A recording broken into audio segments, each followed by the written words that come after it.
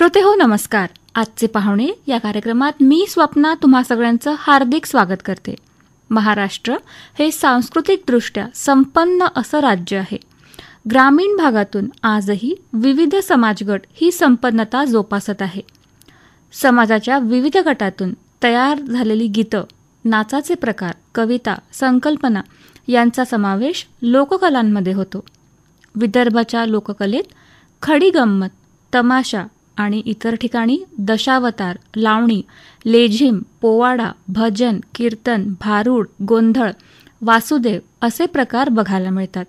लोकनृत्य, ग्रामीण नाटक, खेड्यातील लोकांचं संगीत, विविधता हे सगळं पारंपरिक माध्यमांतर्गत येतात.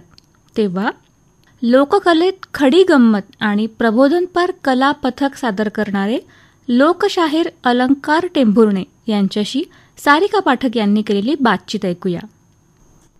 श्रोतेहो नमस्कार. आजचे पाहुण्याच्या आजच्या भागात मी सारिका तुम्हा सगळ्यांचं सहर्ष स्वागत करते.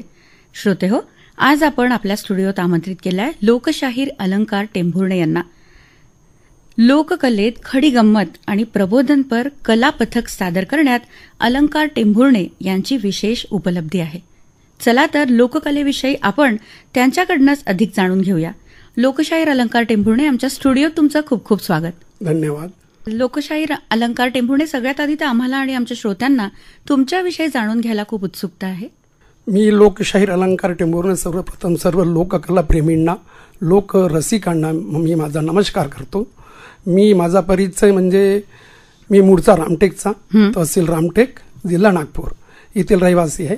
आणि माझ्या लोककला क्षेत्रामध्ये मला लोककलेची आवड आहे.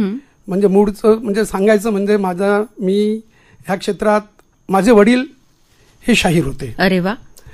आणि ते शाहीर त्यांचं आणि ते शिक्षक सुद्धा होते. वा. मुख्याध्यापक होते. राष्ट्रीय म्हणजे एका हायस्कूलला ते मुख्याध्यापक होते. राष्ट्रीय आदर्श विद्यालय म्हणून एक शाळा आहे रामटेकला, त्या शाळेमध्ये मुख्याध्यापक होते. आणि मुख्याध्यापक असून ते शाहीर सुद्धा होते. वा. आणि ते आपल्या शाहिरीच्या माध्यमातून समाज प्रबोधन करीत होते.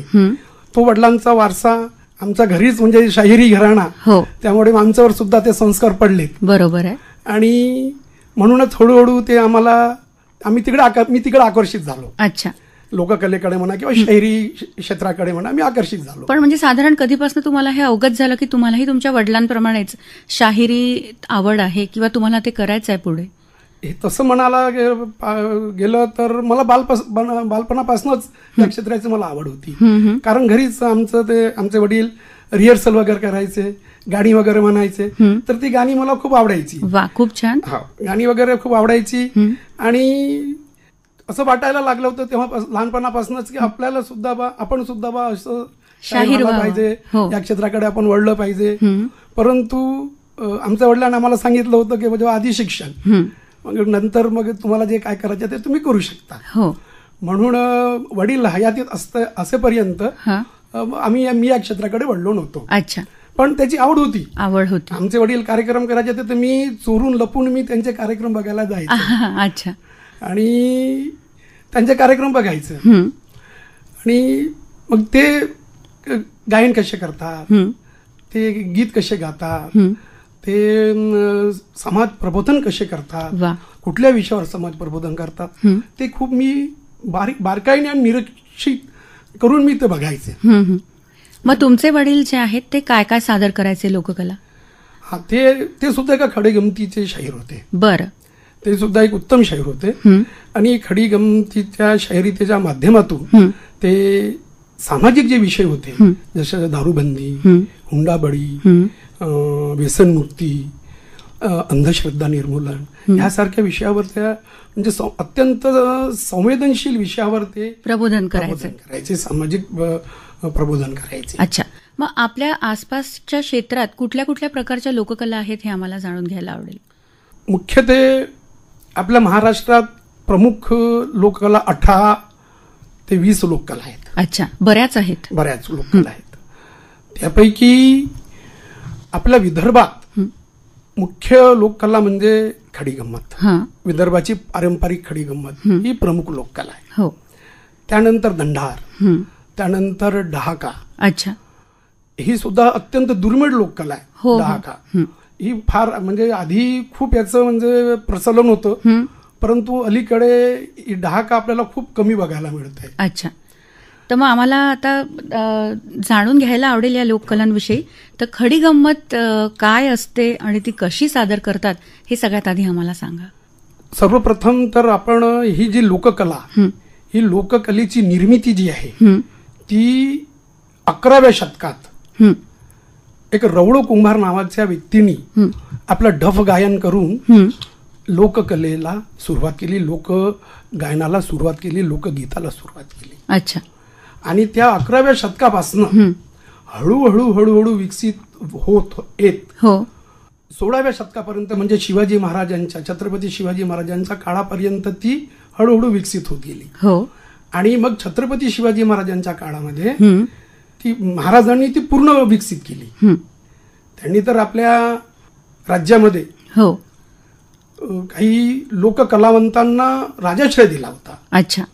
आणि त्यांनी आपले काही लोककलाकार त्यांनी पोचले होते आपल्या राज्यात, आणि त्यांच्यावर ती गुप्त हेरगिरीची जबाबदारी सुद्धा त्यांनी दिली होती. बरं, याकडे आपण वळूयानंतर आधी खडी गंमत म्हणजे नेमकं काय हे आपल्या श्रोत्यांना जाणून घ्यायचं आहे. खडी गंमत म्हणजे याचं एक 2 असे अर्थ आहेत. आपण जर म्हटलं खडी गंमत म्हटलं तर मुख्यत्वे खडी गंमतीची जी निर्मिती आहे ही दंडारीतून झालेली आहे. अच्छा. दंडार म्हणजे खूप म्हणजे व्यापक असं एक लोककला आहे. तर त्याच्यातून हळूहळू आता दंडार म्हणजे सादरीकरण करताना दंडार सादर करायचं म्हटलं तर कमीत कमी 30 ते 40 लोकांचा ग्रुप असायचा. अच्छा. 30 ते 40 लोकांचा. तर एवढे कलाकार एकत्र करणे, एवढे कलाकार गोळा करणे हे खूप कठीण जात होतं. मग त्यातून आपण काय करायचं तर काही निवडक कलाकारांना सोबत घेऊन एक कला सादर करायची. अच्छा. तर मग हळूहळू ती कला जोपासल्या गेली.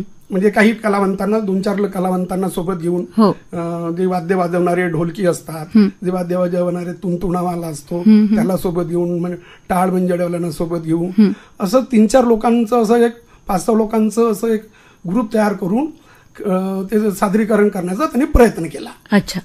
तर तो प्रयत्न यशस्वी झाला. वा. दंडारीतून जो खडी गमतीचा जो प्रयत्न, सादरीकरणाचा जो प्रयत्न होता तो यशस्वी झाला. आणि तिथून मग खडी गमतीची सुरुवात झाली. म्हणजे दंडारीतूनच खडी गमतीची निर्मिती झाली असं म्हणायला काही हरकत नाही. मग तो दंडारीचा जो ग्रुप आहे तो 9 ते 10 लोकांचा ग्रुप तयार झाला.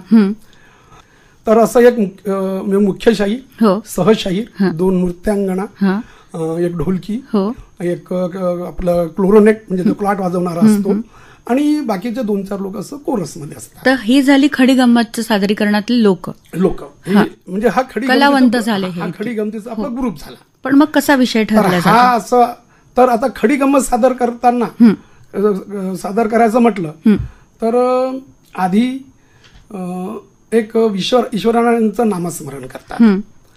तर ईश्वराचं नामस्मरण करताना प्रत्येकांचं एक वेगवेगळं नामस्मरण, ईश्वराचं नामस्मरण करण्याची एक पद्धत असते, वेगवेगळी पद्धत असते, प्रत्येकाचं वेगवेगळं असतं. कुणी कोणाला आदर्श म्हणतात, कुणी कोणाला आदर्श म्हणतात. प्रत्येक जण आपापल्या आदर्शाला पुजतात. तर ते नमन आपलं दोह्यातून म्हणा ते सादर करत असतात. मग त्यांचा एक गण असतो. गण म्हणजे आपलं देवी देवतांना, म्हणजे कुठलेही मंगल कार्य सुरुवात करायचं म्हटलं तर आपण एक त्याची पूजा करतो, त्याची आराधना करतो, म्हणून आपण त्याला एक गण म्हणतो. खडी गमतीमध्ये त्याला गण म्हणतात. तर गण सादर करताना कुणी वेगवेगळ्या पद्धतीने गण सादर करतात. तर ते गण म्हणजे असं असते, कुठल्याही चालीवर करतात. दर्शन दे मज जाऊ नका, दर्शन दे मज जाऊ नका, अंत गजानना तुम्ही पाहू नका हो, अंत गजानना तुम्ही पाहू नका. हे गण असते. म्हणजे लोककलेमध्ये म्हणा किंवा कुठल्याही असं मंगल कार्यालयात, मंगल कामामध्ये, मंगल कार्यात आपण जे सुरुवात करताना एक देवाची आपण आराधना करतो. नक्कीच. तर या खडीगमतीमध्ये गणेशाची पूजा केली जाते पारंपरिक खडीगमतीमध्ये. याचेही दोन भाग आहेत बरं. पारंपरिक खडीगंमत आणि आधुनिक खडीगंमत. अच्छा. तर पारंपरिक खडीगमतीमध्ये गणेशाची पूजा केली जाते, गणेशाची आराधना केली जाते, गणेशाचं स्तवन केलं जातं, गणेशाचा धावा केला जातो, गणेशांना आवाहन केलं जातं की बा आम्ही एक चांगलं कार्य करीत आहोत, आम्हाला मंगल कार्याचं आम्ही सुरुवात करत आहोत, तर तुम्ही आम्हाला सहाय्य करा, तुम्ही आम्हाला मदत करा, असं त्यांचं ते आव्हान असतं. आणि नंतर मग गवळण असतं. गवळण हे मनोरंजनातून समाज प्रबोधन असतं. बरं. म्हणजे खरं पाहिलं तर लोककला ही मुख्यत्वे मनोरंजनातून समाज प्रबोधनाचा मुख्य स्रोत आहे. बरं, मग गवळण आहे तुम्ही म्हणता, मग त्या पूर्वापार चालत आलेल्या गवळणीच तुम्ही सामील करता का तुमच्या कार्यक्रमात, की कोणी लिहितं पण? मग हो, म्हणजे कोणी लिहिलेलं पण असतं आणि मुख्यत्वे म्हणजे लिहिलेलंच असतं. जे कवण करतात ते कवी असतात, जे शाहीर असतात ते कवण करतात, ते लिहितात पण. आणि त्यांचं जे लिखाण असतं म्हणजे पारंपरिक विषयावर, पौराणिक विषयावर, आधुनिक विषयावर, म्हणजे ज्वलंत विषयावर सुद्धा गवळण सादर केली जातं, सामाजिक विषयावर सुद्धा गवळण सादर केली जातं. अच्छा. मग जर खडीगंमत सादर करता तुम्ही सगळे कलावंत मिळून, तर साधारण किती कालावधी असतो त्या कार्यक्रमाचा? आधी तर रात्रभर चालायची. अच्छा. रात्री 9 वाजता गमती सुरू व्हायच्या खडीगमती, तर रात्रभर चालत असायचं आणि दुसऱ्या दिवशी सकाळी 7 ते 8 वाजेपर्यंत त्या खडीगमतीचं कार्यक्रम चालत असायचे. बरं. म्हणजे 12-12 तास, 13-13 तास म्हणजे खडीगमतीचं कार्यक्रम चालायचे आधी. परंतु आता अलीकडे थोडा वेळ कमी केलेला आहे, आचारसंहितेमुळे म्हणा किंवा अजून बाकीच्या काही कायदा सुव्यवस्थेच्या याच्यामुळे त्यांचं म्हणजे 8 ते 9 तासाचा वेळ दिलेला आहे. अच्छा. सकाळी आता आधी रात्री गमती व्हायच्या, रात्री कार्यक्रम व्हायचे, परंतु आता रात्री न होता आता दिवसा कार्यक्रम होतात. सकाळी 9 वाजता ते 10 वाजता सुरू करतात आणि रात्री 10 वाजेपर्यंत चालत असतात. 9 ते 10 वाजेपर्यंत साधारणतः वेळ तोच आहे, परंतु कमी जास्त करता येते. बरं, मग विषय कसा ठरवता तुम्ही आणि काय विषय असतात? याच्यामध्ये असं विषय ठरवला जात नसतो. म्हणजे ठराविक अशा विषयावर गंमत ते सादर करण्याची काही अशी मर्यादा, बंधन नसतं. बरं. तुम्हाला जो विषय आवडेल, तुम्हाला जो विषय तुम्हाला चांगला वाटेल, तुम्हाला वाटलं की बा या विषयाची या लोकांमध्ये किंवा इथे जे उपस्थित असलेल्या लोकांमध्ये याची गरज आहे, त्या परिसरामध्ये या विषयाची गरज आहे, तर त्या विषयाला अनुसरूनच ही गंमत म्हणजे कार्यक्रम सादर केले जाते. बरं, मग तुम्ही आता अनेक खडी गंमत सादर केलेली आहे, मुख्यत्वे करून तुम्ही काय विषय घेतले होते? मग आता जे समाजामध्ये जे अनिष्ट रूढी परंपरा ज्या असतात त्या विषयावर आपण समाज प्रबोधनापर विषय घेऊन लोकांना समाज प्रबोधन करत असतो. तसं ज्या प्रकारे अंधश्रद्धा निर्मूलन आहे, दारूबंदी आहे, हुंडाबळी आहे, आणि आता शासनाचे जे काही विषय आहेत, ग्राम स्वच्छता अभियान, बेटी बचाओ बेटी पढाओ, वृक्ष लगाव वृक्ष जगाव, पर्यावरण, यासारख्या विषयावर सुद्धा म्हणजे आपण खडीगमतीच्या माध्यमातून कार्यक्रम सादर करत असतो. आणि लोकशाहीर अलंकार टेंभुर्णे, तुम्ही डहाका या लोककलेविषयी सुद्धा सांगितलंय. मग आता त्याविषयी आम्हाला सांगा ना, डहाका म्हणजे काय आणि ती कसं सादर करतात? डहाका ही फार प्राचीन लोककला आहे आणि ज्या प्रकारे एक गोंधळ सुद्धा असतो आपल्या महाराष्ट्रामध्ये, गोंधळ ही एक प्रमुख लोककला आहे. तर लग्न कार्यामध्ये, कुठल्या मंगल कार्यामध्ये या गोंधळाचं, देवीचं जागरण केलं जातं. नक्कीच. त्याच प्रकारे आपल्याकडे गोंधळ फार कमी आहे, तर त्याचाच एक भाग म्हणून डहाका हे आपल्या भागामध्ये प्रचलित आहे, म्हणजे आपल्या विदर्भात.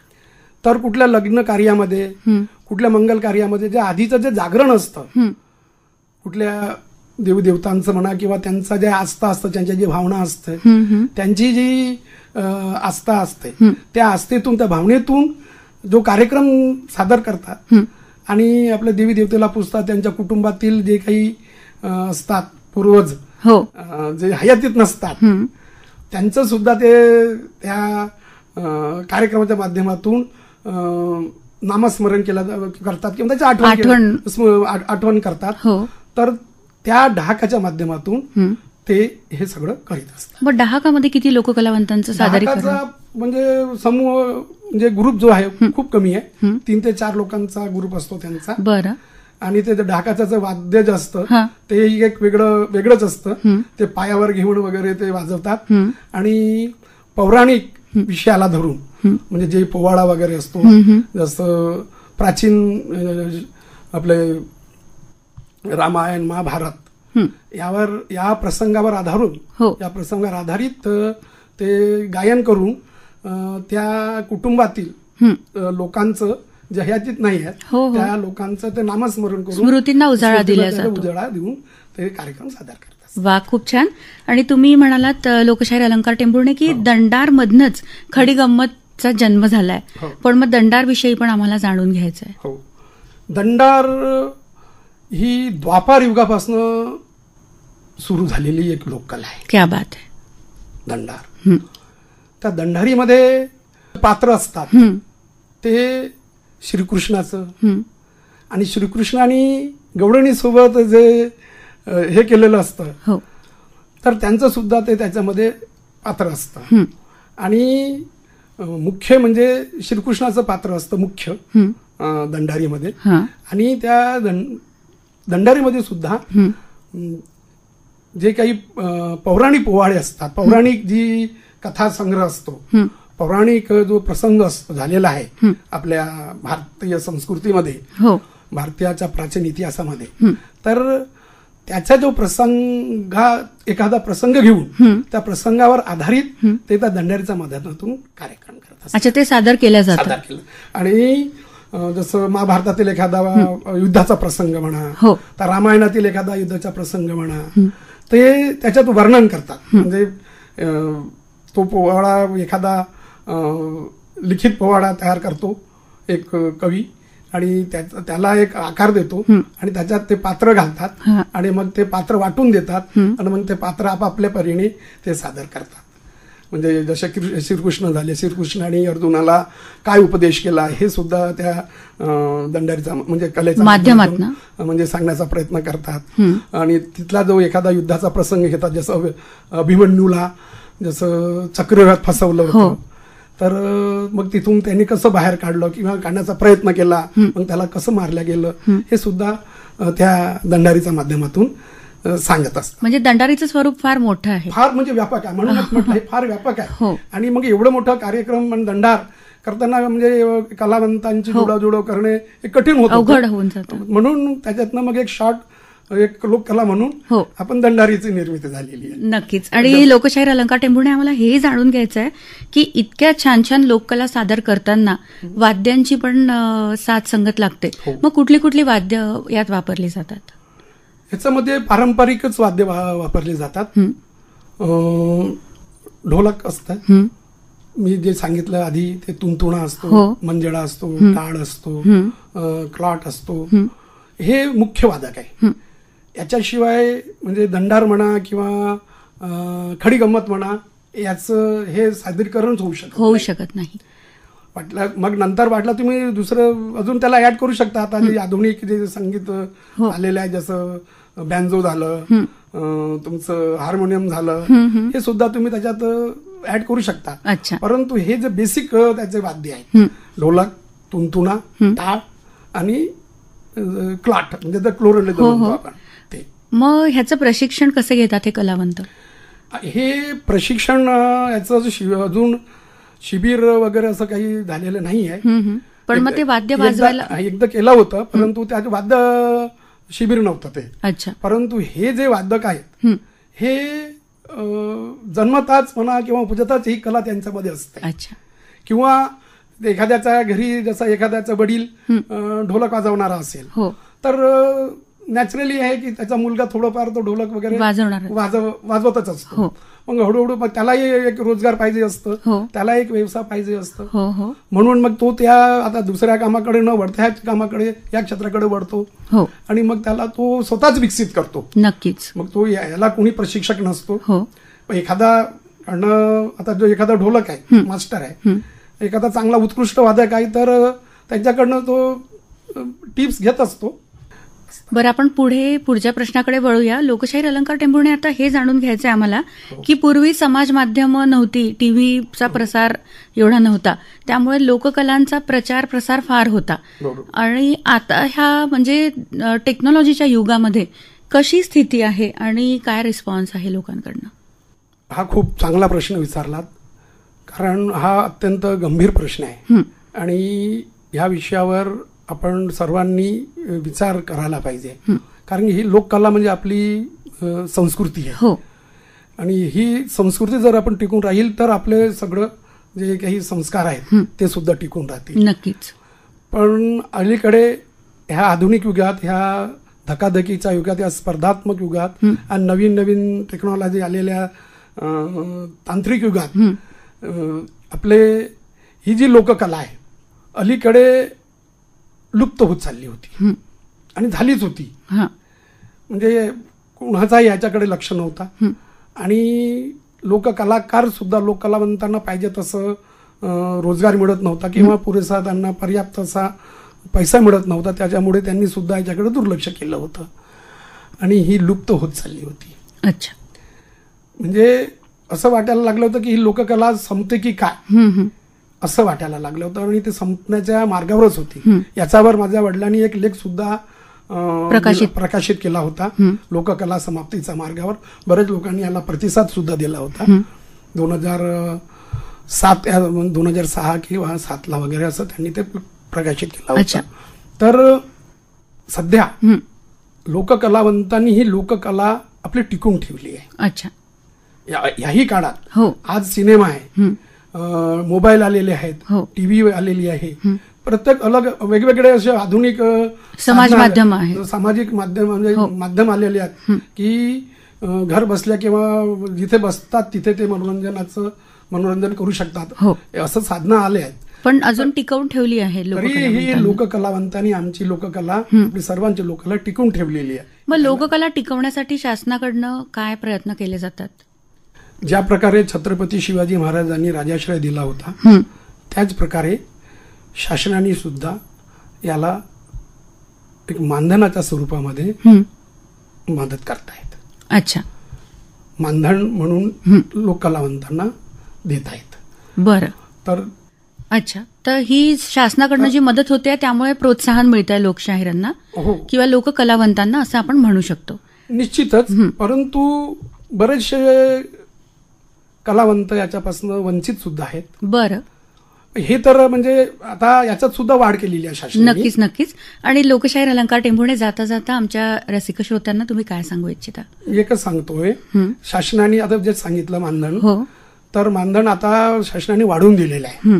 याच्यामध्ये श्रेणीचा जो विषय होता त्यांनी संपविलेला आहे आणि सरसकट प्रत्येक कलावंतांना 5,000 रुपयाचं मानधनाचं घोषित केलेलं आहे. अरे वा, ही खूप मोठी गोष्ट आहे. 5,000 मानधन घोषित केलेलं आहे. अच्छा. तर अजून 1 एप्रिल 2024 पासून ज्याही कलावंतांचा जोही कलावंत अर्ज करेल आणि जे पूर्वीचे जे कलावंत आहेत त्यांना सरसकट शासन 5,000 मानधन देणार आहे. अच्छा. याच्याकरता शासनाने ज्या अटी घालून दिलेल्या आहेत, वयाची अट आहे, उत्पन्नाची अट आहे, ते त्यांनी कलावंतांनी, प्रत्येक कलावंतांनी पूर्ण करावी आणि पंचायत समितीमार्फत अर्ज करावा. तो अर्ज समाज कल्याणला येईल, तिथे समिती असते, ती समिती छाननी करते आणि समिती छाननी करून मग अर्ज पात्र करून ते मंत्रालयाला पाठवतात, शासनाकडे पाठवतात. शासन त्यावर मग ते आपलं मानधन त्यांना पाठवत असते. नक्कीच. लोकशाहीर अलंकार टेंभुर्णे, आज तुम्ही आमच्या स्टुडिओत आलात आणि लोककलेविषयी, तुम्ही जी खडी गंमत तुमची प्रसिद्ध आहे त्याविषयी आणि इतरही लोककलांविषयी आम्हाला खूप छान माहिती सांगितली आणि खूप काही मुद्दे त्यातले आम्हाला तुम्ही समजावून सांगितले. त्यासाठी तर आम्ही तुमचे आभारी आहोतच आणि तुमच्या भविष्यातील पुढच्या वाटचालीसाठी आमच्याकडनं तुम्हाला खूप खूप शुभेच्छा आणि तुमच्या उपस्थितीसाठी आम्ही तुमचे आभार मानतो. धन्यवाद. धन्यवाद. श्रोते हो, आपण ऐकत होतो लोककलेत खडी गंमत आणि प्रबोधनपर कला पथक सादर करणारे लोकशाहीर अलंकार टेंभुर्णे यांच्याशी सारिका पाठक यांनी केलेली बातचीत. तेव्हा आजचे पाहुणे या कार्यक्रमाचे सादरकर्ते डॉक्टर विजयसिंग राजपूत यांच्या समवेत मी स्वप्ना आपली रजा घेते. धन्यवाद. नमस्कार.